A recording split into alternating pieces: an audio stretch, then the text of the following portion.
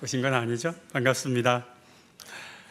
오늘 저희는 바울의 두 번째 전도의 여정을 한번 함께 따라가 보려 합니다. 바울이 원래 계획했던 이 두 번째 전도의 목적은 처음에 방문했었던 지역의 교회와 성도들을 다시 찾아가는 것이었습니다. 다시 찾아가서 그들을 격려하고 그들에게 말씀을 또 가르치는 것이 원래의 의도였습니다.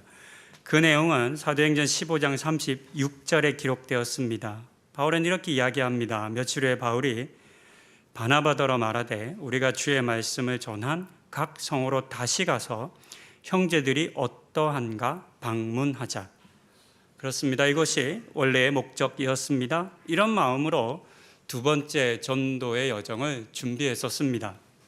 하지만 우리가 2주 전 본 것처럼 예상하지 못한 문제에 직면하게 되었습니다. 마가 요한을 데려가는 일로 바나바와 크게 다툰 것입니다. 서로 언성을 높이고 마치 다시는 안 볼 것처럼 그렇게 다투었습니다. 결국은 바울과 바나바는 갈라서게 되었습니다. 근데 이 갈라섬이 원래의 계획과 다르게 바울을 인도하기 시작합니다. 원래 앞서 말씀드린 것처럼 첫 번째 전도 때 방문했던 지역 가려고 했는데 그럴 수 없게 되었습니다. 왜냐하면 15장 39절에 기록된 것처럼 바나바가 먼저 배를 타고 구브로로 가버렸기 때문입니다. 그러니까 심각하게 다투고 싸웠는데 전도하려고 보니까 바나바가 먼저 배 타고 갔어요. 뒤따라가기에는 자존심이 많이 상했을 것 같아요. 또 바나바의 뒤를 따라갈 마음은 안 들었겠죠. 이 바나바가 지나갔는데 그 뒤를 따라가는 게 무슨 의미가 있겠습니까? 안 좋은 일만 일어날 겁니다. 그래서 어쩔 수 없이 육로를 이용해서 수리아와 길리기아 지역을 방문하는 그런 경로를 선택하게 됩니다. 지도를 한번 보시겠습니다. 바나바와 바울이 각각 떠난 그런 경로입니다. 기도가 좀 작아서 잘 안 보이시긴 할 텐데 뒤에 그래도 텔레비전 보시는 분들은 좀 나으실 것 같습니다. 저 지도에 있는 섬을 저 지도는 키프로스라고 되어 있는데요. 구브로 섬이지 않습니까? 사이프러스라고도 합니다. 저기가 바나바가 간 경로입니다. 1차 때도 바나바가 갔고요.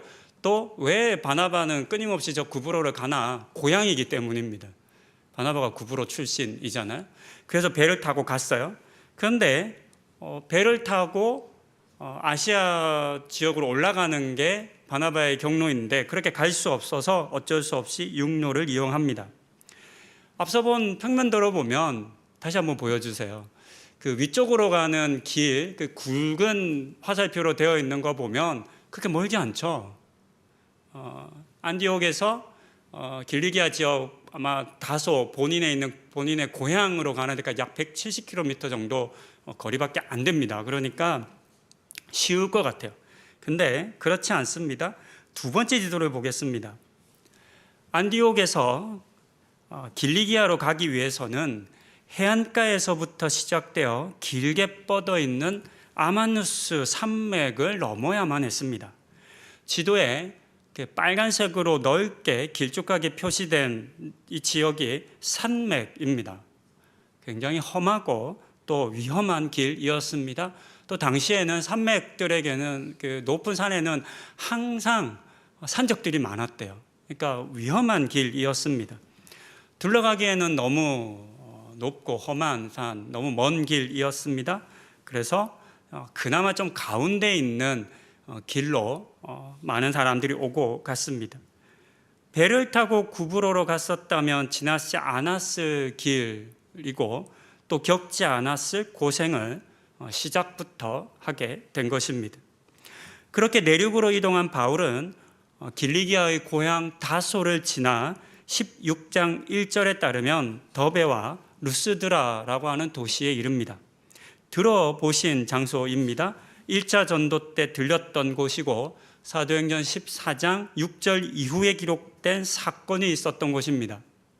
지난 8월 13일 주일에 이 본문으로 설교했었습니다. 루스드라에서는 날 때부터 걷지 못하던 사람을 고쳐 주었습니다. 그런데 그 일로 인해서 제우스와 헤르메스라고 하는 오해를 받았습니다. 그래서 사람들이 바나바와 바울을 위해서 이렇게 제사를 드리려고 하지 않았습니까? 이제 그 일을 억지로 말리고 겨우 진정된 줄 알았는데 갑자기 유대인들이 찾아와 돌을 던져 거의 죽게 되는 일도 있었던 곳이 루스드라입니다. 이런 유대인들을 피해서 도망갔던 곳이 더베입니다. 이 도시들을 다시 찾아왔습니다. 이제서야 원래 하려고 했던 여정이 시작된 것이라 할 수 있습니다. 1차 때 처음 왔을 때 방문했었던 성과 도시들과 교회를 찾아다니며 그곳 가운데 복음을 다시 전하는 것이 바울의 목적이었기 때문에 이 더베로부터 이제 바울의 본격적인 사역이 시작된다 할 수 있겠습니다. 그렇기 때문에 바울은 당연히 아시아로 먼저 가려 했었습니다. 어떤 방향으로 가려 한 것인지는 말로 잘 설명이 안 되니까 지도를 다시 한번 보겠습니다. 이 지도는 바나바와 바울이 1차 전도의 여정을 마치고 귀환한 경로입니다. 그런데 귀환한 경로이면서 동시에 그들이 갔던 경로이기도 합니다. 그들은 갔던 그대로 돌아왔기 때문입니다. 잘 안 보이시지만 저 지도 위쪽에 있는 시작되는 도시가 더베입니다. 더베에서 루스드라를 지나서 비시디아 안디옥을 지난 다음에 다시 남쪽에 있는 밤빌리아로 내려옵니다. 이 지역을 요한계시록에 보면 소아시아 지역이라고 부르죠. 지금 지도에 보이는 위쪽에 있는 전체 지역을 다 아시아라고 당시에는 불렀습니다. 그리고 이제 남쪽에 있는 소아시아 지역을 바울은 가려고 했습니다. 그래서 새로 그 지난번에 마무리했었던 지역인 더베에서부터 루스드라와 이고니온과 비시디아 안디옥을 지나 남쪽의 아시아로 다시 돌아가는 이 경로를 바울은 생각했던 겁니다. 그런데 제가 함께 읽었던 6절에 기록된 것처럼 성령님께서 아시아에서 말씀을 전하지 못하도록 막으셨습니다. 아시아로 내려가는 길, 남쪽으로 가는 길이 막혔습니다. 이제 바울은 어떻게 했을까요? 그래서 바울은 방향을 바꾸어 부르기아와 갈라디아로 향하는 경로를 선택합니다. 지도를 또 보시겠습니다. 네 번째 지도인데요. 오른쪽 위 동북 쪽에 있는 이 도시가 비두니아입니다. 그러니까 남쪽으로 가는 길이 막히자 바울은 방향을 바꾸어서 북동쪽으로 향하려고 합니다. 왜냐하면 북쪽은 더 이상 갈 수 없으니까 북동쪽에 있는 비두니아 지역으로 가고 또 그 밑이 갈라디아입니다. 그리고 다시 내려오면 길리기아 나와서 다소 본인의 고향으로 가게 되겠죠. 여기밖에 남은 곳이 없기 때문에 당연히 바울은 하나님께서 여기로 가라 그러시는가 보다라고 생각했을 것 같습니다. 그래서 그쪽으로 방향을 틀었습니다. 그런데 7절에 기록된 것처럼 이번에는 예수의 영이 허락하지 않았습니다. 성령님께서 막으셨다는 같은 의미이겠습니다. 길이 둘 다 막혔습니다.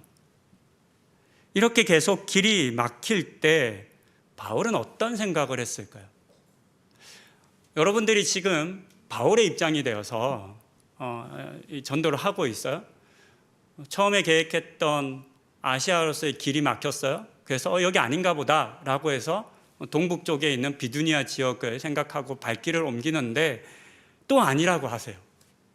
여러분 어떤 생각이 드시겠습니까? 여러분 이제 어떻게 하시겠습니까? 바울에게 많은 갈등이 있었을 것이라고 저는 생각해 보았습니다. 이제 경로상으로 보면 바울이 선택할 수 있는 지역은 두 군데밖에 없습니다. 앞으로 나아가거나 아니면 왔던 길을 돌이켜 돌아가는 것입니다.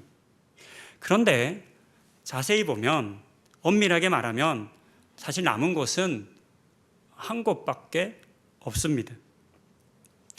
왜냐하면 오늘 본문 마지막 절에서 드로아로 갔다 내려갔다라고 하는데요. 이 드로아라고 하는 지역은 특별한 목적이 없을 때는 가지 않는 도시였기 때문입니다. 드로아는 오늘날의 터키와 유럽의 발칸반도를 이어주는 항구 도시입니다. 사람들이 내륙에서 드로아로 내려가는 이유는 이곳 자체에서 뭔가 일을 하거나 하기 위해서가 아니라 이곳에서 배를 타고 오늘날의 유럽인 마게도냐로 가기 위함이었습니다. 그러니까 이곳은 유럽으로 갈 때나 가는 곳이지 그렇지 않은 목적으로는 가는 곳이 아니었습니다. 혹 바울에게 마게도냐 지역으로 건너가고자 하는 계획이나 의도가 있었을까요? 아니요, 그렇지 않습니다. 우리는 이미 앞서 바울이 첫 번째 전도의 지역을 방문하는 것이 목적이었다는 것을 알고 있습니다. 거기로부터 유럽은 너무나 먼 곳입니다. 전혀 계획이 없었을 겁니다. 그래서 바울은 자기가 태어나고 자란 그 지역인 아시아에서 전도하려 했었습니다. 아시아에서 태어났기 때문에 바울은 아시아를 벗어나 복음을 전한다는 생각을 그때까지만 하더라도 전혀 하지 못했던 것 같습니다. 더군다나 유럽은 언어와 문화 등 많은 것들이 아시아와 달랐습니다. 그러니까 바울에게 이 마게도니아 지역은 낯선 외국으로 나가는 것과 마찬가지였던 것입니다. 게다가 바울이 이번 전도를 위해서 준비한 재정과 물품도 그쪽으로 넘어가기에는 넉넉하지 않았을 것으로 봅니다. 실제 이제 안디옥 교회가 바울의 재정을 후원하는데요. 이 재정이 유럽으로 건너가서 금방 바닥이 납니다. 그래서 우리가 보통 텐트 메이크라는 얘기를 많이 듣죠. 유럽으로 넘어가 마게도냐 지역에 있는 고린도 성에서 있었던 일이잖아요. 그래서 뭐 목회자들은, 사역자들은, 선교사들은 다 텐트 메이크 해야 된다는 얘기를 참 한동안 많이 했었는데 아니에요. 돈이 딸려가지고 한 겁니다. 나중에 바울은 다른 복음서에서 뭐라고 하냐면 복음을 전하는 자들이 후원을 받고 도움을 받는 것이 마땅하다라고 이야기합니다. 너희가 나를 돕는 것이 마땅하다라고 이야기합니다. 하지만 그것이 안 되었기 때문에 고린도에 가서 그 1년 반이나 눌러앉아서 텐트, 천막을 만들었던 겁니다. 그러니까 준비가 안 된 겁니다. 전혀 유럽으로 가려고 하는 의도를 갖지 못했던 상황이었습니다. 그러던 차에 다 막힌 거죠. 그리고 간 것이 드로아입니다. 드로아로 가는 것은 결코 쉬운 결정이 아니었을 겁니다. 돌아가는 것이 더 타당한 결정이었을 수 있습니다. 물론 돌아가는 것도 쉽지는 않습니다. 산맥을 여러 개 지나야 했기 때문입니다. 그래서 어떤 학자들은 아마도 바울은 드로아에 가서 배를 타고 안디옥으로 돌아오려 했을 것이다 라고 보기도 합니다. 어떤 일들이 일어날지 알 수 없었지만 한 가지 분명한 것은 바울은 뒤로 돌아가는 그 길을 선택하기보다는 아직 제대로 해보지 못한 이 복음의 전도의 사역을 멈추지 않으려 했던 것 같습니다. 그 결과 오늘 제가 함께 보진 않았지만 이어지는 본문에서 마게도냐 사람이 바울의 환상 중에 나타나서 이렇게 건너오라라고 하는 말을 들려줍니다. 그렇게 단 한 번도 생각해 보지 못했던 유럽 선교의 여정이 이와 같은 과정을 통해서 시작되었습니다. 여기서 잠시 지금까지의 여정을 한번 정리해 보겠습니다. 2차 전도는 시작부터 힘들었습니다. 스승이며 동역자인 바나바와 크게 다투었고 헤어졌습니다. 원래 그래서 계획이 없던 아마누스 산맥을 힘들게 넘어야만 했습니다. 그뿐 아니라 어렵게 더베에 도착해서 이제 본격적으로 교회들을 방문하고 성도들을 격려하려 했는데 그것조차도 뜻대로 되지 않았습니다. 하나님께서, 성령님께서 다 막으셨기 때문입니다. 가끔 살다 보면 하는 일마다 안 될 때가 있습니다. 계획했던 것들이 모두 틀어지고 꿈꿨던 것들이 모두 막히는 그런 경험을 우리가 할 때가 있습니다. 사업하시는 분들이 이런 경험을 좀 많이 하시는 것 같더라고요. 이런 일이 반복되면 대부분의 사람들은 실망할 것입니다. 아니, 단순한 실망을 넘어 낙심하고 때로는 포기하고 싶을 때도 있는 것 같습니다. 더하여 하나님을 향한 원망이 생겼을 수도 있겠습니다.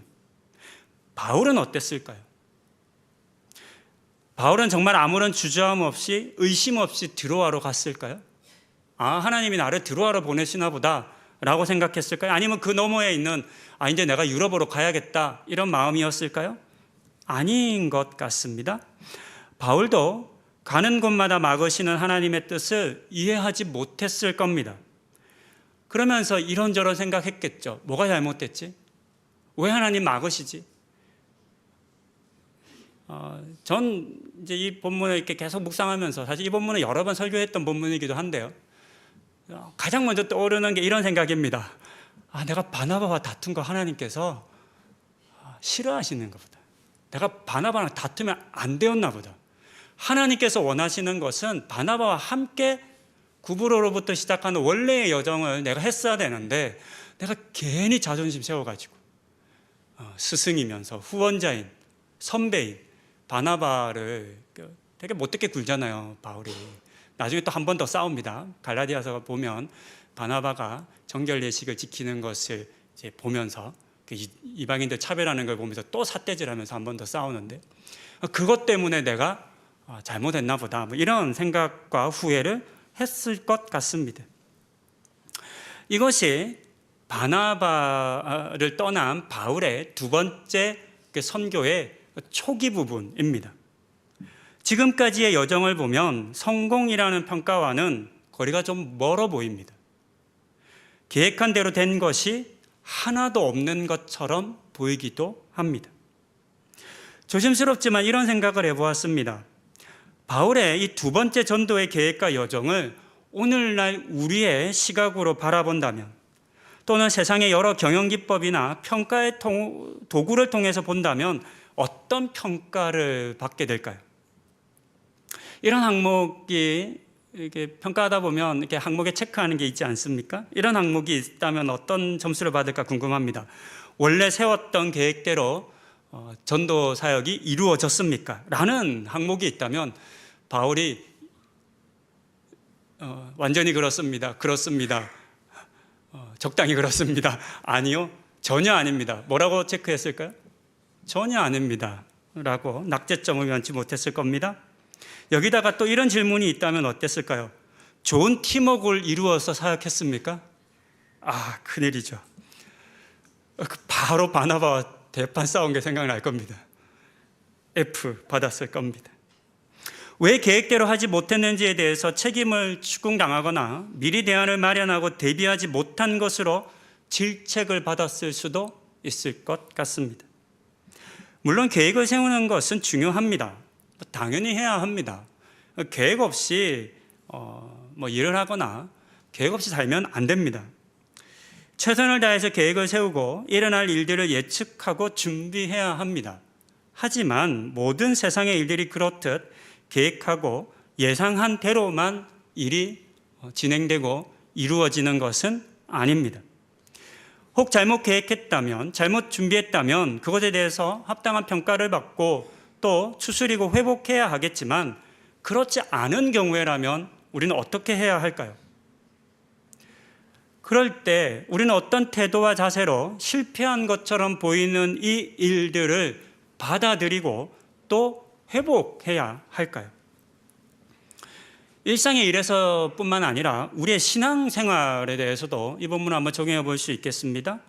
믿음의 여정, 우리 신앙생활할 때 하나님께서 허락하지 않으신다라고 하는 생각이 들고 마음이 들 때, 그런 일들을 만날 때 여러분들은 어떻게 하십니까? 하나님이 원하시지 않는 것 같아. 그런데 갈 길은 보이지 않아요. 이건가 싶어서 또 했는데 또 막혀요. 또 원하시지 않아요. 근데 드로아라고 하는 목적지는 아무것도 없는 지역이거든요. 배 타고 떠나는 곳이거든요. 저기는 답이 아닌 것 같은데 그럼 돌아가야 하나? 이런 생각이 들 때 여러분들은 어떻게 하시겠습니까?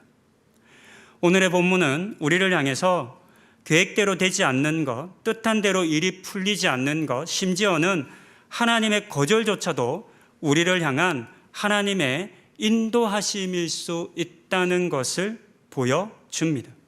그렇기 때문에 하나님께서 허락하지 않으실 때라도 너무 빨리, 너무 쉽게 포기하거나 절망하거나 패배감에 사로잡히지 않아야 하겠습니다.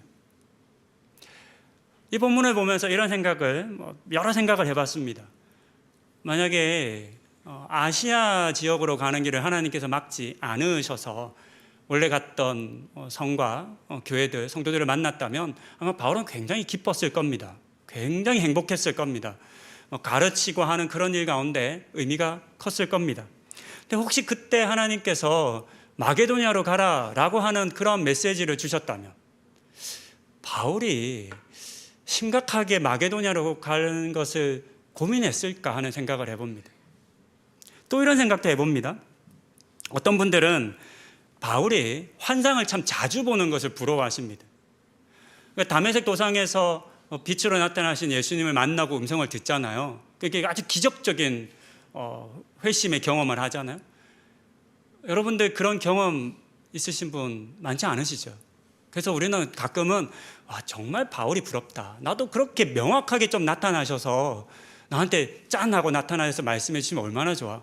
오늘 본문 읽진 않았지만 이어지는 본문에 보면 환상을 또 보잖아요. 마게도냐로 건너오라고 하는 사람의 환상을 보고 그래서 마게도냐가 하나님이 나를 부르시는 곳이다 라고 하는 것을 명확하게 알게 되는 사건이 있습니다. 이것 보면서도 어떻게 해석하냐면 왜 하나님 나한테는 안 보여주시지? 이런 생각해요. 근데 전 좀 거꾸로 생각합니다. 어떻게 생각하냐면 오죽 말을 안 들었으면, 오죽 말귀를 못 알아들었으면, 하나님께서 하나님의 일을 끊임없이 말씀하시는 분이신데 하나님께서 계속 마게도냐, 하나님이 너를 이방의 그 복음 전하는 자로 내가 만들겠다는 말씀을 여러 번 들려주셨잖아요. 그러니까 하나님은 계속해서 바울을 새로운 땅으로 인도하기를 원하셨어요. 근데 바울이 안 듣는 거죠. 저 안 갈래요. 저 아시아에 갈래요. 아시아에 가면 저 환영하는 사람들이 얼마나 많은데요.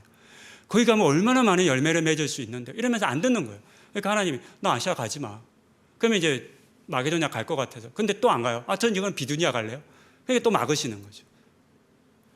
오죽하면 환상을 보여주셨을까 이런 생각을 해봅니다. 하나님의 거절, 하나님이 막으실 때 우리 너무 쉽게 너무 빨리 포기합니다. 절망합니다.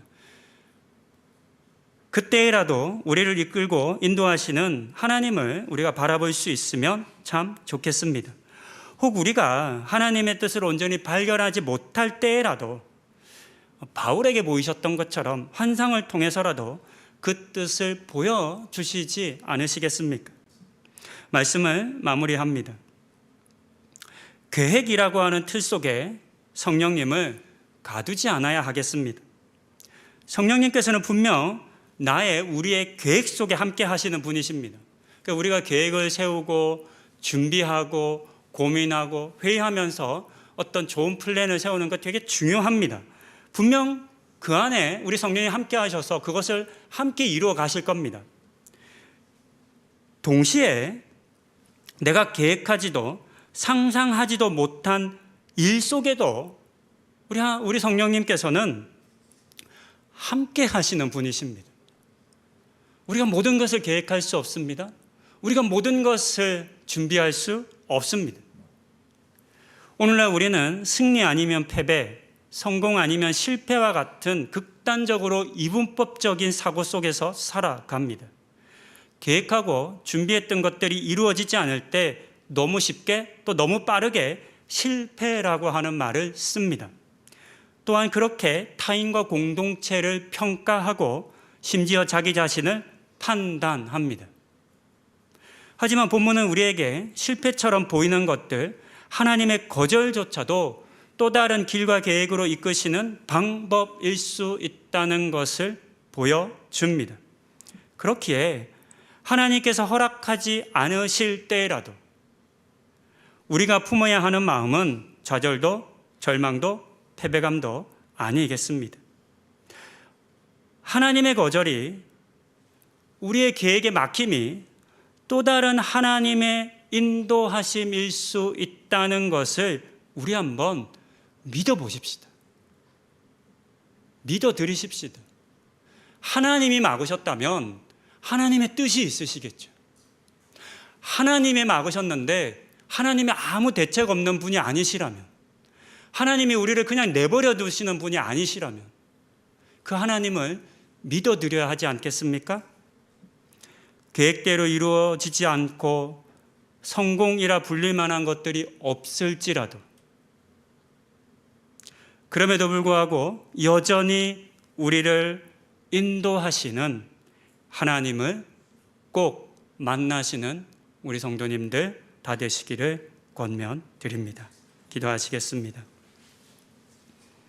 길이 막히고 계획대로 진행되지 않고 뜻한 대로 일이 풀리지 않을 때 우리는 참 빠르고 쉽게 실패라고 그 상황을 정리합니다. 규정합니다. 하나님, 그런 우리의 빠름이 어쩌면 우리를 다시금 일어서지 못하게 만들 수 있다는 생각을 해봅니다. 바울을 이방의 선교사로 세우신 하나님께서 그 바울의 여정을 막으시는 장면을 오늘 우리는 보았습니다. 가는 곳마다 하나님이 막으시는 것이 어떤 의미인지 어떤 이유인지 당시에 잘 알지 못했지만 마게도냐 지역으로 부름을 받고 그곳에 건너가서야 비로소 하나님의 뜻을 깨달을 수 있었던 바울처럼 오늘 우리의 막힘과 거절과 우리의 실패가 결코 우리를 규정할 수 없다는 사실을 기억하고 우리를 거절하고 막으시는 그 하나님일지라도 그 하나님을 믿어드리고 신뢰하는 우리 모든 성도님들 되는 은혜를 허락하여 주시옵소서. 이 모든 말씀 예수님의 이름으로 기도드립니다. 아멘.